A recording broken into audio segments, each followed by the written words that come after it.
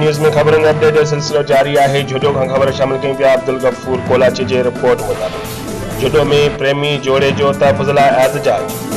Media centre जुडो ते ज़िले मटियारी के पाड़ो खोसो की रहवासन 24 साल नारी शबीरा धी महमद उमर खोसो कुनरी गोठ लाल खान खोसो वासी 23 साल शादीशुदा एक बार के पीउ नौजवान जमाल खान पुट नूर खान खोसो से बदीन की अदालत में प्यार जो परणो करे छो।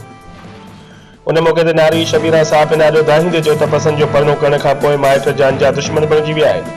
हुन जो त मुंहिंजो भाउ गुलाम अली सौट कासिम मासात मोहरम नदीम असांखे मारण लाइ ॻोल्हींदा वतन था, जंहिं सबब दर बदरे जी ज़िंदगी गुज़ारे रहिया आहियूं। माइट सरीजन के कूड़े केसनि में फासाइण जूं धमकियूं ॾेई रहिया आहिनि। हुन IG सिंध समेत समूरनि वसवारनि खां अपील कई त तहफ़ुज़ फराहम कयो वञे।